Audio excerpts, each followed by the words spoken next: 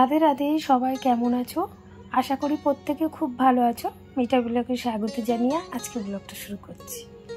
ছোটদের অনেক ভালোবাসা, বড়দের না।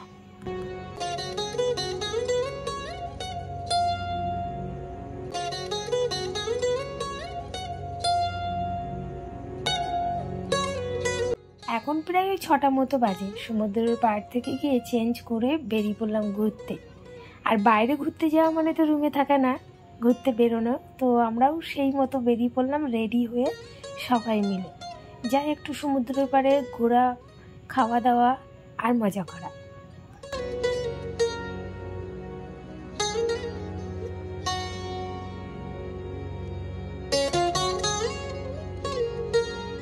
আজকের ওয়েদারটা খুব একটা ভালো নয়, মেঘলা মেঘলা, একটু ভয়ও লাগছিল, ছাতা নিয়েও বেরোয়নি।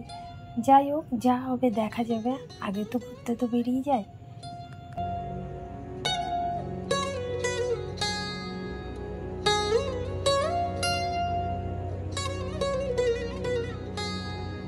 সবার প্রথমে সমুদ্রের পাড়ে এসে বসলাম আর সঙ্গে একটু ঘুগনি আর ভুট্টা নিয়েছিলাম। সমুদ্রের পাড়ে এসে এত ভালো লাগছিল, মুক্ত বাতাস আর সুন্দর এই ঢেউ। আমরা শুধু একা বসে নেই, অনেক লোক বসেছিল। আর শুধু শুধু বসা যায়, তাই সঙ্গে ভুট্টা আর ঘুগনি নিয়েছিলাম। আর ভুট্টাটা এত সুস্বাদু, আমি আগে না কখনো খাইনি।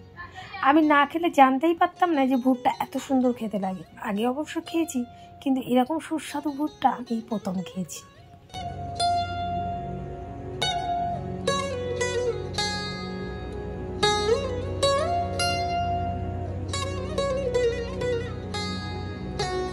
তোমরা হয়তো বলবে যে হ্যাংলার মতো করছে, কখনো মনে হয় খাইনি। তো সত্যিই তাই, এরকম টেস্টি ভুট্টা আমি আগে কখনো খাইনি। মানে একটা খেলে আর দ্বিতীয়বার খেতে ইচ্ছা করবে না, এতটাই মিষ্টি আর এতটাই নরম।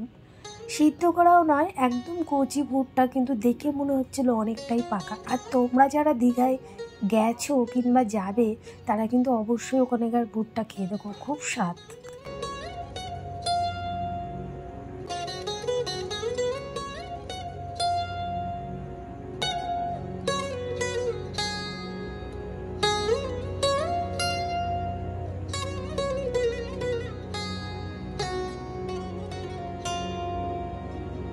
আমাদের এখানকার থেকে ওখানকার ভুট্টার দামটা একটু বেশি। এক পিস ভুট্টা 50 টাকা নিয়েছিল। আমরা এক পিস ভুট্টা দুজন মিলে খেয়েছিলাম, তাতেই কিন্তু খেতে পাচ্ছিলাম না, এতটাই মিষ্টি, মুখ মেরে দিয়েছিল। যাই হোক, এখানে ভুট্টার গন্ধটাও কিন্তু খুব সুন্দর লাগছিল। ভুট্টা খেতে খেতে আর সমুদ্রের হাওয়া খেতে খেতে বেশ অনেকটা দেরি হয়ে গেছিলো। সেই জন্য ব্লগ বন্ধ করে আমরা বাড়ির দিকে চলে গেছিলাম, মানে রুমে গেছিলাম। তোমরা সবাই সুস্থ থেকো। রাধে রাধে।